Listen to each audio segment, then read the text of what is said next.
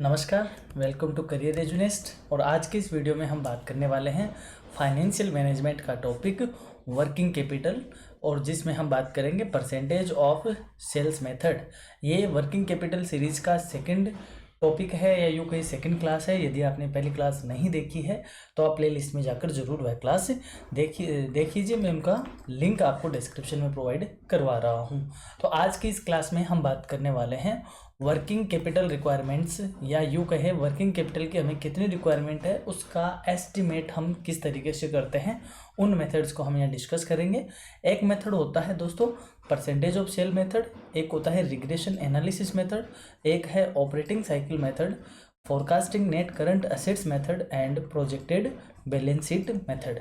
ये 5 मेथड है जिनसे हम वर्किंग कैपिटल का एस्टिमेशन करते हैं कि एक बिजनेस में कितनी वर्किंग कैपिटल की नीड होती है, उसको किस तरीके से मैनेज करते हैं। अगर देखा जाए तो ये 3 जो शुरुआत वाले हैं, percentage of sale method, regression analysis method and operating cycle method, ये 3 ही बेसिक मेथड है। बाकी जो चौथा और पांचवा है यानी फोर्थ एंड फिफ्थ है, वो इन ऊपर वाले की यानी कि जो ऑपरेटिंग साइकिल मेथड है इसी का ही मॉडिफाइड वर्जन है। तो आज की इस वीडियो में हम इसको डिस्कस करते हैं, बात करते हैं परसेंटेज ऑफ सेल मेथड की। जब हम सेल्स में और वर्किंग कैपिटल में क्या एक रिलेशन बिल्डअप कर दे और उस रिलेशन को परसेंटेज में हम फाइंड आउट करें तो हमें वो कौन सा मेथड हम उस मेथड को कौन सा मेथड कहेंगे, percentage of sale method. For an example हम बात करते हैं, जैसे लास्ट ईयर की बात करें 2024 में हमने जो सेल करी थी वह सेल मान लो 20 लाख है, 20 लाख है, और हमारी उस टाइम वर्किंग कैपिटल थी 5 लाख, बस इन दोनों में है। तो हमने देखा कि जो वर्किंग कैपिटल है वो सेल का कितना परसेंटेज है, 25% है। अब हमें ये है कि 2025 में हम 30 लाख क्या करने वाले हैं, सेल करने वाले हैं। तो हमें वर्किंग कैपिटल की कितनी नीड होगी, 30 लाख को मैं इसको थोड़ा सा 28 कर देता हूँ ताकि हम राउंड फिगर में सही आ जाए। 28 लाख की हमें सेल करनी है तो हमारी वर्किंग कैपिटल कितनी होनी चाहिए, तो हम यहाँ पे कहेंगे कि 28 का 25% करें तो 7 लाख यानी 7 लाख, बस यही है। लास्ट ईयर सेल्स में और वर्किंग कैपिटल में क्या रिलेशन था उसी को ही हम अगले ईयर में एस्टिमेट करने के लिए रखते और ये कह दे कि हम ऊपर नीचे का मान लेते हैं 10% कंटिजेंसी का, तो 7 लाख का 10% हो गया 70 लाख, तो 7,70,000 70 लाख 70,000 हमारी करंट ईयर की क्या मानी जाएगी, वर्किंग कैपिटल। बहुत आसान सा है, इसको देख लेते हैं हम पूरे। When the relationship between past sale and working capital is stable, then the relationship can be used as a basis for determining working capital for the future। यानी कि जब प्रीवियस पास्ट ईयर में जो सेल्स हैं और जो working capital है उनका रिलेशन इस्टेब्लिश रहा है, यानी हमने 2-3 साल को डिस्कस किया, 2-3 ईयर्स में देखा और एक इस्टेब्लिश्ड रिलेशनशिप हमें वर्किंग कैपिटल में और सेल्स में दिखा, तो हम उसी के बेस पर फ्यूचर की वर्किंग कैपिटल को क्या कर सकते हैं, एस्टिमेट कर सकते हैं। इसके एडवांटेज क्या है, ईजी टू अंडरस्टैंड है, बहुत आसान है इसको समझना, helpful to understand the changes in working capital. Working capital में जो चेंजेज हो रहे हैं उनको भी इजीली अंडरस्टैंड किया जा सकता है। लिमिटेशन क्या है, can not establish the direct relationship between sales and working capital in all situation. यानी हर सिचुएशन में हम वर्किंग कैपिटल में और सेल्स में डायरेक्ट रिलेशनशिप को इस्टेब्लिश नहीं कर पाते हैं, तो वहाँ पर हमारा ये मेथड फ्लॉप हो जाता है। एक हम यहाँ पे एग्जांपल डिस्कस करते हैं, इस एग्जांपल से हमें पूरा क्लियर हो जाएगा। देखते हैं, Raman limited has achieved A turnover of ₹16 lakh for the accounting year 2005-06। It is anticipated that the turnover of the company will reach 20 lakh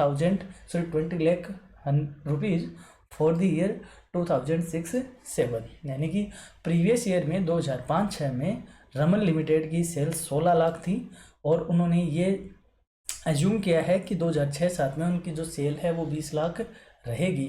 इसके अलावा हमें बैलेंस शीट दी है, लायबिलिटीज़ दिए हैं और एसेट्स हमें दिए हैं। Estimate the working capital requirements for the year 2006-07 adding 10% per annum for contingency। यानी कि हमें परसेंटेज ऑफ सेल मेथड को ध्यान में रखते हुए और इस साल के लिए 10% कंटिजेंसी को ऐड करते हुए हमें क्या करनी है, वर्किंग कैपिटल को फाइंड आउट करना है। तो देख लेते हैं, बहुत आसान सा है। मैंने यहाँ पे उस बैलेंस शीट को रख लिया जो इन्फॉर्मेशन थी, और हमें सेल्स कितनी दी हुई है 16 लाख, हमें सेल दी हुई है 2006-07 की 20 लाख, और कंटिजेंसी बताई है 10%। अब देखो करते हैं, हम estimation of working capital requirement का स्टेटमेंट तैयार करते हैं। जो लास्ट ईयर है एक्चुअल सेल 2005-06 में कितनी करी हमने, 16 लाख। इसको कितना परसेंट हो गया, ये 100%। और एस्टिमेशन की बात करें तो अब कितनी होने वाली है, 20 लाख। सबसे पहले लेते हैं दोस्तों करंट असेट्स को। करंट असेट्स में इन्वेंट्रीज कितना है, 1,60,000 यानी 1,60,000। ये 1,60,000 16 लाख का कितना परसेंट है, 10%। तो 10% हमारी इन्वेंट्रीज रहेगी। तो इस बार भी हम 20 लाख का 10% कितना रखेंगे, 2 लाख। तो इन्वेंट्रीज कितनी हो जाएगी, 2 लाख। फिर है बिल्स रिसीवेबल्स जो कि कितने हैं, 1,20,000 है। तो 1,20,000 16 लाख के कितना हुआ, 7.5% हुआ। ठीक उसी हिसाब से इस बार 20 लाख का 7.5% कितना हो गया, 1,50,000। वो हमने बिल्स रिसीवेबल का मान लिया। कैश एट बैंक की बात करें तो हमारा कितना था, 20,000। 16 लाख का 20,000 कितना परसेंट था, 1.25%। तो उसी हिसाब से 20 लाख का 8.25% हो गया 25,000। यानी हमें ये जो एक्चुअल फिगर है इनको देखना होगा, इस सेल के कितने परसेंटेज थे, और फिर इस परसेंटेज को इस सेल्स के अकॉर्डिंग यहाँ हमें लिख देना है। टोटल हमने कर लिया, 3 लाख आया। इन सब का टोटल कर लिया, 18.75 आया। तो अपन डायरेक्ट इसका परसेंटेज 3 लाख है, इसका कितना परसेंट हुआ, 18.75, और 18.75 इसका कितना परसेंट हुआ, ऐसे भी हम निकाल सकते हैं। और इनका टोटल करेंगे तो भी वही फिगर आएगा। ठीक इसी हिसाब से हमने लायबिलिटीज़ को रख लिया। क्रेडिटर और प्रोविजंस हमने देखे कि जो फिगर है वो दिया, उनके परसेंटेज निकाले, और 20 लाख के ये परसेंटेज हमने इधर बनाकर रख दिए। अब बात करते हैं वर्किंग कैपिटल। हमें पता है current assets minus current liabilities equal to working capital. तो करंट असेट्स कितनी है, 3,75,000। करंट लायबिलिटीज कितने हैं, 2,50,000। दोनों का डिफरेंस कितना आ गया, 1,25,000। अब हमें क्वेश्चन में ये कहा था कि आपको 10% कंटिजेंसी के क्या करने हैं, ऐड करने हैं। तो 1,25,000 का 10% कितना हो गया, 12,500। तो ये हमारी क्या हो गई, कैपिटल, वर्किंग कैपिटल 1,37,500। कितना आसान है। यानी हमें कुछ नहीं करना, जो प्रीवियस ईयर की हमारी सेल्स हैं, जितनी भी ये करंट असेट्स और करंट लायबिलिटीज़ के फिगर हैं, इनको हमें सेल्स पे देखना है कि इनका कितना परसेंटेज है। फिर उतना ही परसेंटेज हमें करंट ईयर की सेल्स का अज्यूम करके उनके सामने रखना है। Current assets minus current liabilities करना है, कंटिजेंसी है तो वो ऐड करनी है, और ये हमारी वर्किंग कैपिटल हमारे सामने आ जाएगी। आई होप समझ गए होंगे, बहुत ही आसान सा है। अब बात करते हैं रिग्रेशन एनालिसिस मेथड की। रिग्रेशन एनालिसिस मेथड में हम क्या करते हैं, ये एक स्टैटिकल मेथड है। In this method we use the least square method, यानी न्यूनतम वर्ग विधि। हम लिस्ट स्क्वायर मेथड को हम इसमें यूज करते हैं। कैसे, इसकी हमारी जो मेन इक्वेशन है वो रहती है y = a + bx। यानी इसमें क्या होगा, हमारे पास x और y दो वेरिएबल है। ठीक है, x हमें गिवन होता है, और y हम क्या करते हैं, फाइंड आउट करते हैं। कैसे, यानी हमने कहा जो रेन है और हमारी एग्रीकल्चर है। तो रेन में और एग्रीकल्चर में हमारी एग्रीकल्चर किस पे डिपेंड है, रेन पे डिपेंड है। तो हम रेन के अकॉर्डिंग हमारे एग्रीकल्चर को क्या कर सकते हैं, एग्रीकल्चर कह दो या क्रॉप कह दो, हम इसको क्या कर सकते हैं, इस प्रोडक्शन को फाइंड आउट कर सकते हैं। यानी जब हमारे पास एक वेरिएबल गिवन हो तो हम दूसरे वेरिएबल को उससे क्या कर सकते हैं, फाइंड आउट कर सकते हैं। उसके लिए जो प्रॉपर मेथड है या सबसे बेस्ट मेथड है, that is list square method. इसे रिग्रेशन एनालिसिस भी कहते हैं। ये एक स्टैटिकल मेथड है। यदि आप अभी बीकॉम 4th सेम में हो और आगे चल के जब आप 5th और 6th सेम में जाओगे तो वहाँ पर आपको डिटेल में ये चैप्टर पढ़ने को भी मिलेगा। इसमें क्या करते हैं, जैसे एक्स हमने सेल्स मान लिया और वाई हो गया वर्किंग कैपिटल का लेवल।